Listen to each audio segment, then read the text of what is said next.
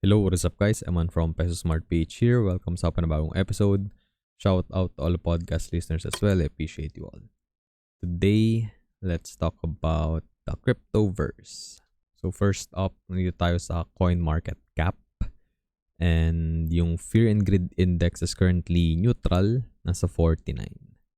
So down ng 2.87% yung buong crypto market in the last 24 hours. And yung Bitcoin nag-trade ng 39.8k. Down na yan ng 6.79% the past week. Then Ethereum is at 2.3k. Down ng 7.63% in the last week. So sa top 10, pinamalaking down this past week is yung Solana, down ng 13.43%. Kasi malaki din yung in-increase niya from the rally that we had the past couple of months, the past 3 months. And Cardano down ng almost 10%. Yung nabago, naging 9.69%.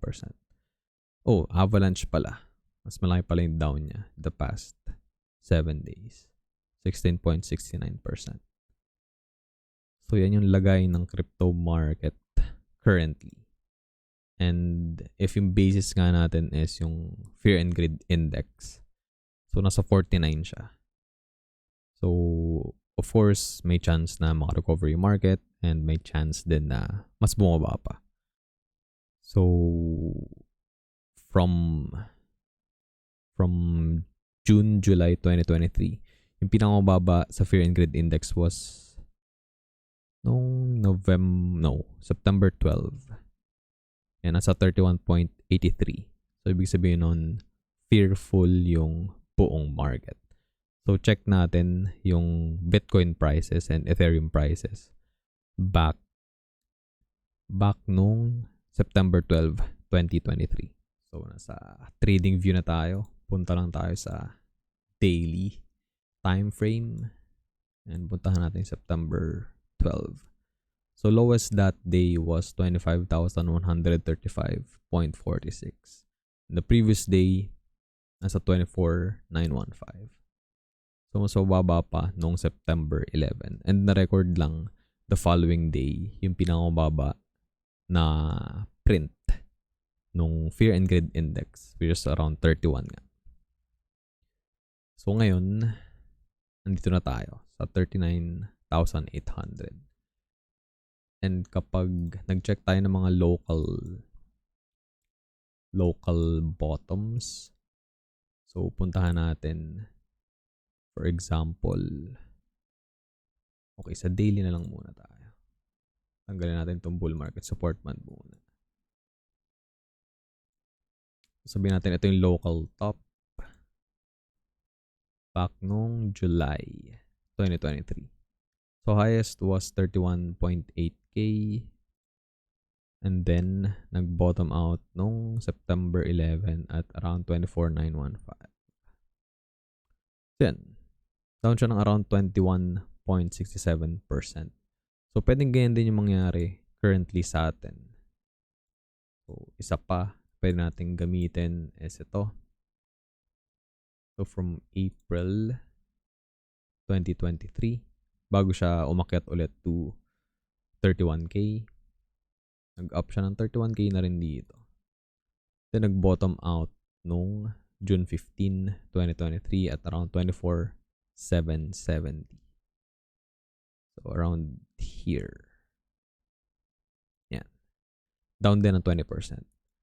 So down ng 20%, down 20%. Dito umakyat na siya. Hindi na nag-dip ulit actually. So, dire-diretso lang. Okay, pwede natin sabihin na, well, ito naman, sobrang ikling time frame lang. Span lang siya ng almost 2 weeks. So, we can really consider that. So, pwede nating extrapolate dito. So, highest was 48,975. So, almost 50k. Well, almost 49k. So, sabihin natin dyan. And currently, down na tayo ng around 19%. So, pagka bumagsak pa tayo ng mas mababa, and mag-down ng 20% yung Bitcoin, we can go to 39,100. So probably yun yung sineset na support ng ilan sa atin. And if we go back to the weekly time frame, and then remove drawings, tapos puntahan natin yung bull market support band. And lagi tayong bumabalik dyan sa bull market support band na yan. So from here, punta tayo dito, down ng 19%. And then sabihin natin dito, so yung bottom, down ng 20%. And then, ano po bang magandang kunin natin dito? So ito hindi naman sobra, but bumalik lang din siya dito. So down ng 20%. And currently nga, since medyo maganda yung rally natin, papunta sa almost 49K. So down na tayo ng almost 20%. Pero pag bumaba pa tayo dito sa bull market support band, yan, mag-down tayo ng around 23, o sabihin natin, dito talaga sa support, around 25K. So ito naman, 20-week SMA and 21-week EMA, tataas pa yan since medyo mataas na rin yung prices currently ng Bitcoin. So, laging indicator siya kumbaga. But yeah, pero ito yung guide nyo kung kailan kayo bibili. So, hindi kayo bumibili lang kapag tumataas. Especially kapag long-term yung inyong time frame. So, nag-hold lang kayo, buy and hold lang kayo, and then you will sell sa actual bull run. Yung last bull run natin nangyari nung late 2020 and then early 2021 nung April, then bumagsak ulit nun, di ba? So nagkaroon ng chance ulit na bumili. So pakita na lang natin. So ito yung unang bulusok ng bull run. So late 2020 nag-start talaga. Hindi tayo bumabalik dito. Hindi natin tinatouch yung bull market support band. Then eventually dito nag-peak yung ito yung unang peak ng bull run that time. Then ito yung sinasabi ko na pagbagsak. So dito magandang buying opportunity din. And kung bumagsak naman tayo, then yeah, you can just buy again kapag bumagsak. But eventually, 'di ba? Nagkaroon tayo ng second peak that year, ng November. So if you bought here, could have profited around 100% if you're exclusively trading or buying and selling Bitcoin. And same thing here. So pagka bumaba tayo sa bull market support band, dun ka lang bumibili. So, for example, dito, di ba? Kita mo, 192% na. And then, if you bought somewhere around here, so nakabenta ka dito, 88%. Currently, up ka pa rin ng 54-55%. So, ganun lang natin ina-navigate yung cryptoverse. Especially ngayon, na yung naging catalyst kasi sa run na to is yung approval or of course disapproval ng ETF. And eventually, di ba, na-approve na nga yung Bitcoin ETF after a decade. And textbook na buy the rumor, sell the news. Yun nangyari. So kaya ngayon, kaya nagda-dump tayo since nagbebenta na yung mga bumili. Like, for example, around here, around here, around here. Ito, medyo mababa na talaga to kasi ito pa yung SBF or FTX fiasco.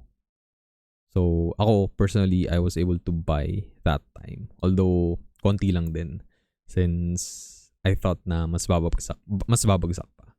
But yeah, DCA lang din naman yung strategy ko. So, nag-deploy lang ako kumbaga ng extra capital ko during this down period. And here, I also bought here. So, DCA lang talaga. And then ngayon, I still haven't triggered yung mga buy orders ko. So, hindi pa ako nag-place ng mga buy orders kasi tinitingnan ko pa if we will go back to the bull market support band. And kapag napunta tayo dito, probably I will deploy some capital. And especially kapag bumagsak ulit tayo sa bull market support band. Another metric na pwede nyo tingnan. So, close natin to. Is itong BTC or Bitcoin risk metric. So, kita nyo, nasa blue tayo.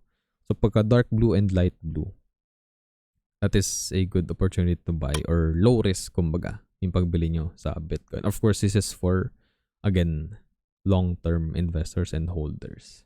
Kapag nag-accumulate lang kayo, is a good time to accumulate Bitcoin kasi low nga yung risk. So, ito nyo dito. Kapag yan, yellow na or for example, red. So, it's not really a good time to buy kasi sobrang high risk nun. And you can also look at the RSI.